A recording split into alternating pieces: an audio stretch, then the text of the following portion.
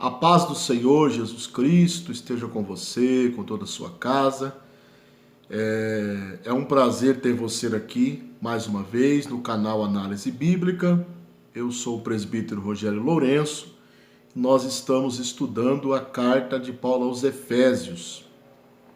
Nós já estudamos o capítulo 1, 2 e 3 e parte do capítulo 4.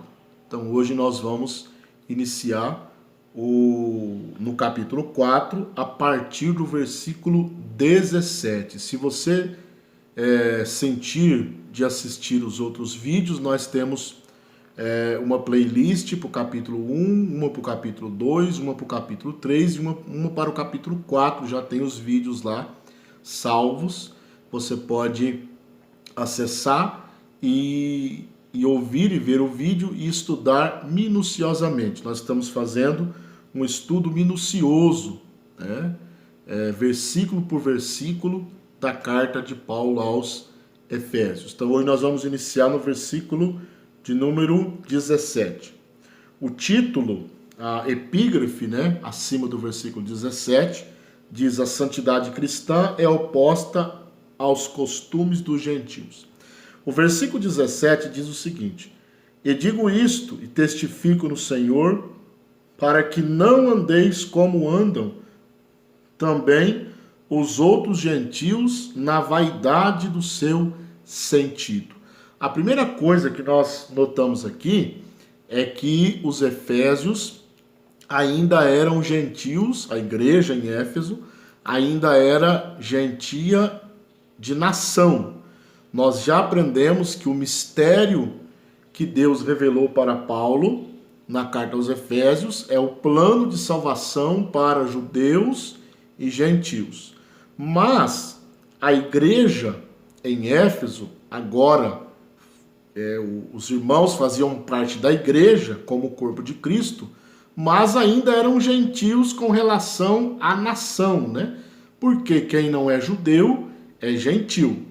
Nós moramos aqui no Brasil, nós somos gentios, somos salvos, fazemos parte da igreja, mas no que diz respeito à nação, nós ainda somos gentios. Então, o que Paulo diz é o seguinte, que os efésios, apesar de serem gentios ainda, não deveriam andar como os outros gentios. Daí você vê a palavra outros mostrando que a igreja em Éfeso ainda era gentia, porém agora eram gentios convertidos. Sendo gentios convertidos, eles não deveriam andar como os outros gentios andavam. Nós já vimos em vídeos anteriores que o verbo andar aqui diz respeito à conduta, né? Ao modo de vida e não ao andar, né, normal, um passo atrás do outro, uma caminhada, não. Andar aqui quer dizer um modo de vida, um modo de vida. Então Paulo diz: não andem como os outros gentios, né, na vaidade do seu sentido. Na vaidade do seu sentido, né, a nova versão internacional, você vai ver eu usar muito ela aqui, né? Eu uso a Almeida Revista Corrigida, mas uso muito a nova versão internacional, que é uma versão muito boa, muito esclarecedora. Esse sentido, né, esse pedaço do versículo, na vaidade do seu sentido, na nova versão internacional diz na inutilidade dos seus pensamentos. Isso quer dizer que o gentio, qualquer pessoa, né, seja judeu ou gentio, que não recebeu a conversão, né, os seus pensamentos são inúteis dentro do plano de Deus. Né?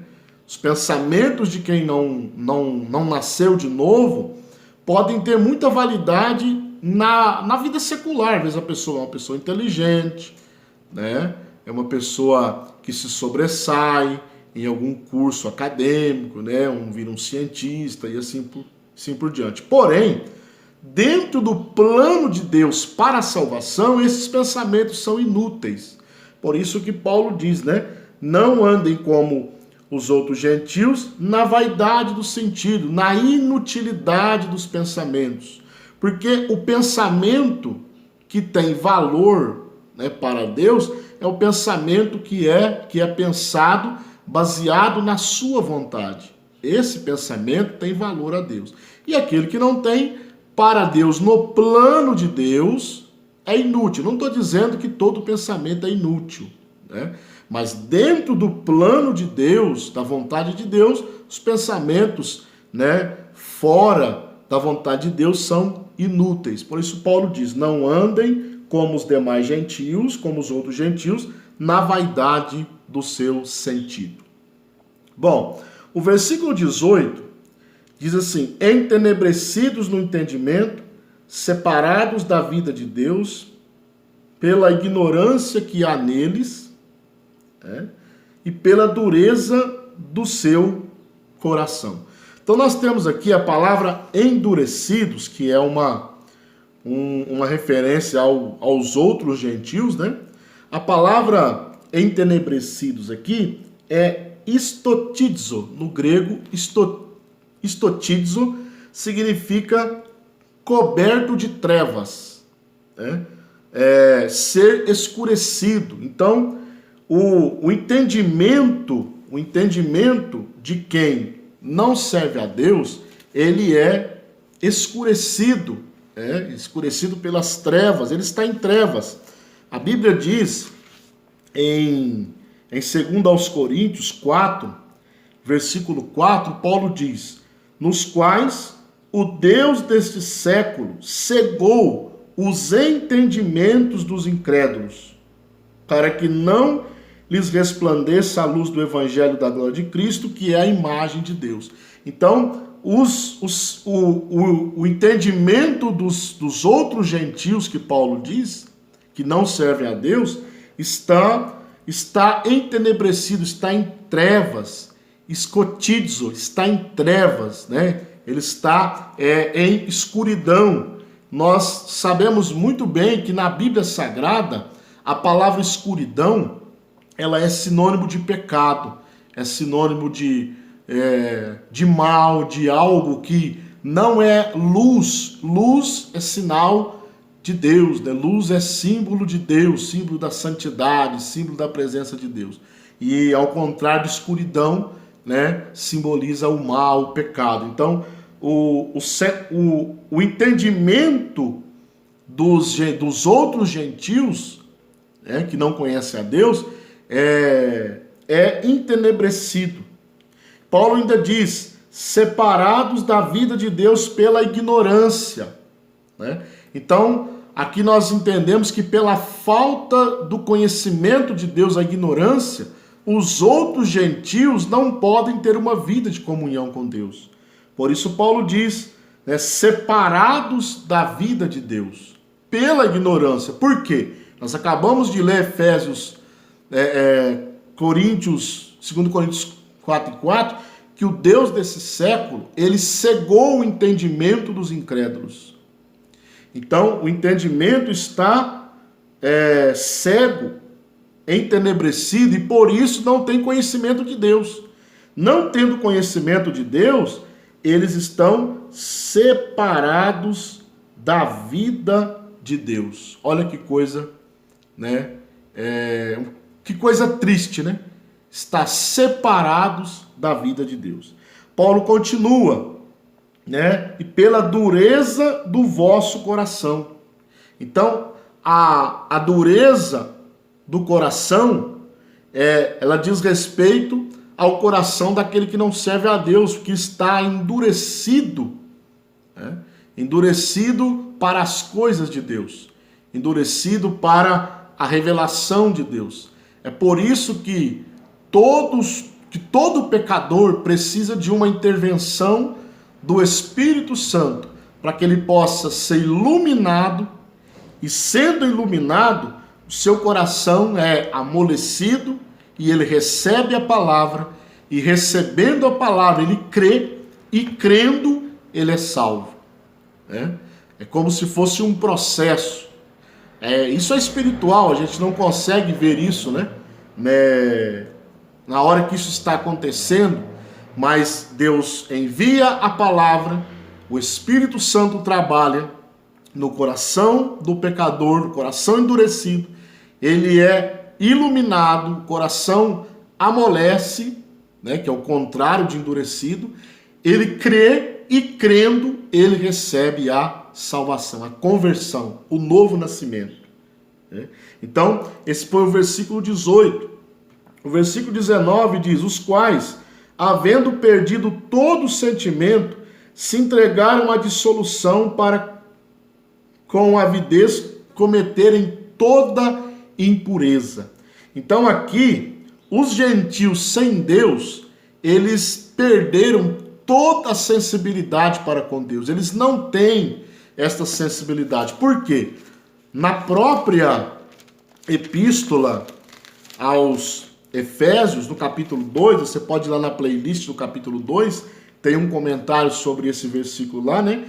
Diz assim que: e vos vivificou, estando vós mortos em ofensas e pecados. Por que que o gentio sem Deus, ele está...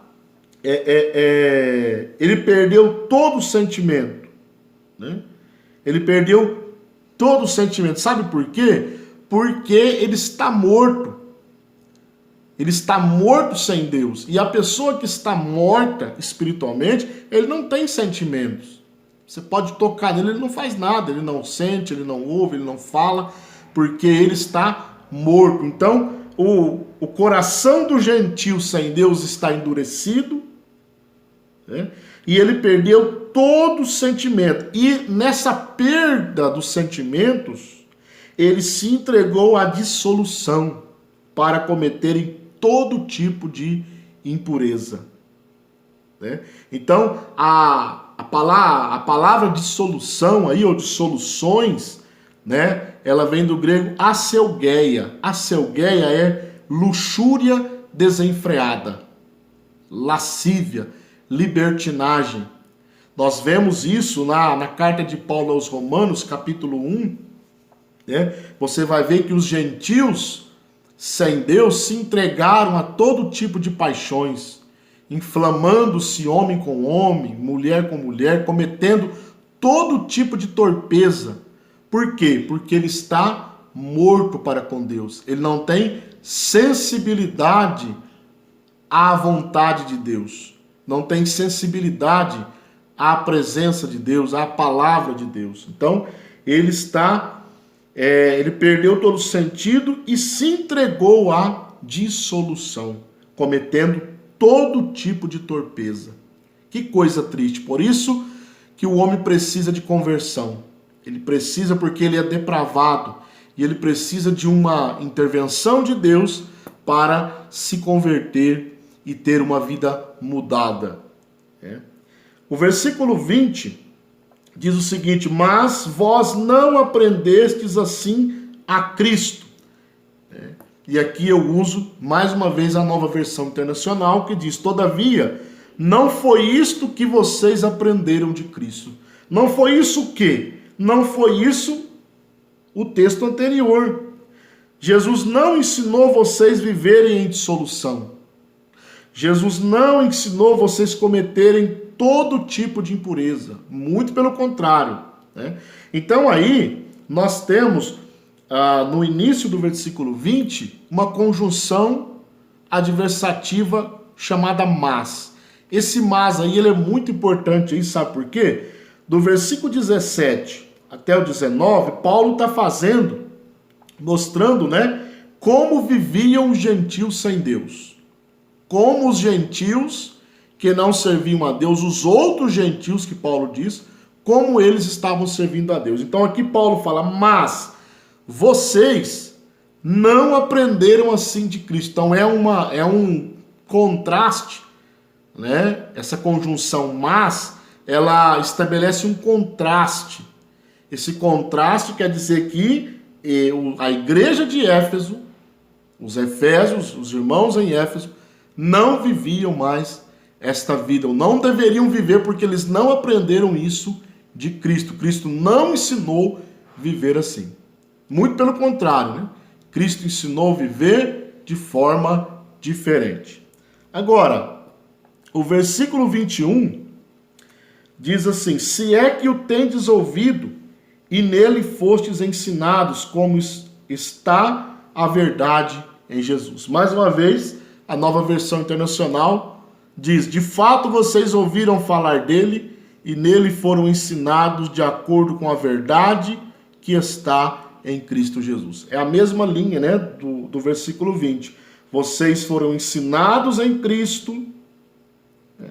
Vocês foram ensinados em Cristo e a verdade está em Cristo, e não foi isto que ele ensinou a vocês.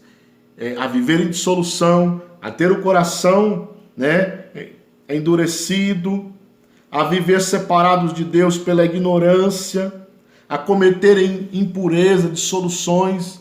Não foi isto que Cristo vos ensinou. E a verdade está nele. Há um pensamento pós-moderno que diz o seguinte, que há muitas verdades. Então, cada um tem a sua própria verdade. Ou seja, não existe verdade absoluta.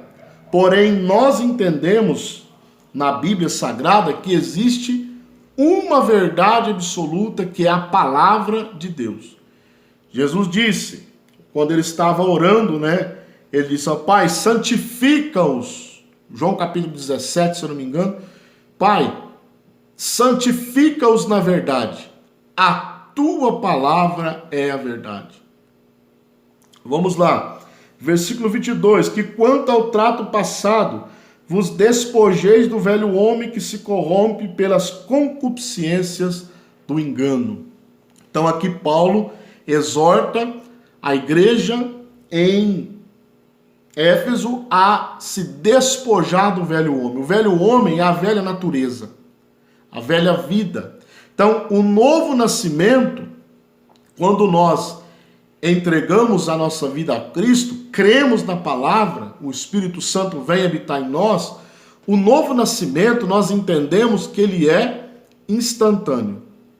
Nós não nascemos todos os dias. Nós não somos salvos todos os dias. A salvação é instantânea. Tá?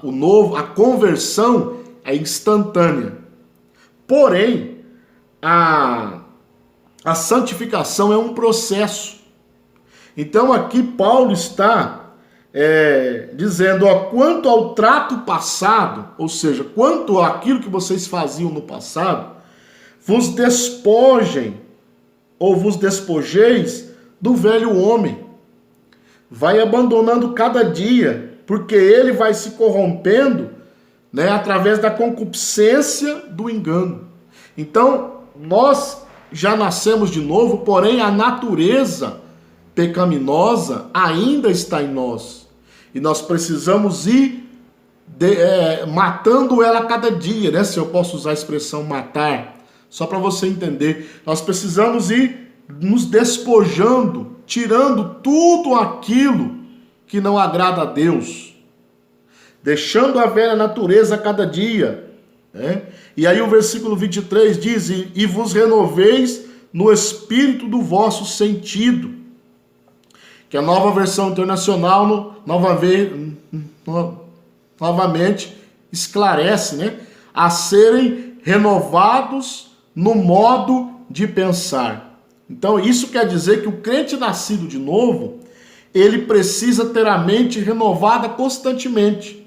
Isso nós encontramos quando Paulo escreve aos Romanos, no capítulo de número 12,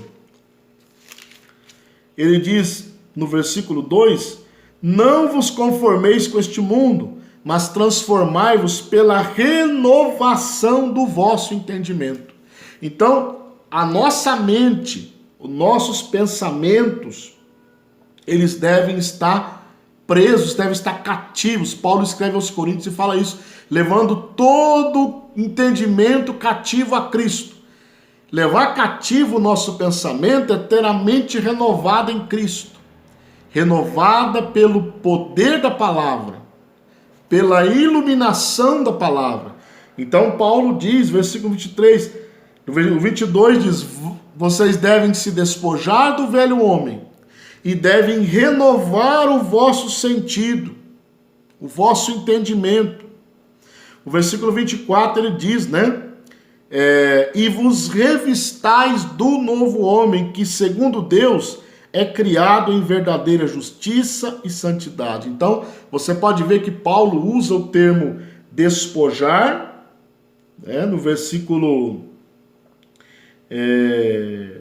22, né? Vos despojeis, jogar fora o velho homem, e no versículo 24 diz, vocês devem se revestir do novo homem, da nova vida.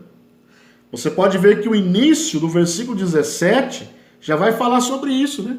Vocês não devem andar como os outros gentios, andem de maneira diferente, ou seja, eles estão com o velho homem, vivendo o velho homem, vocês já têm o novo homem.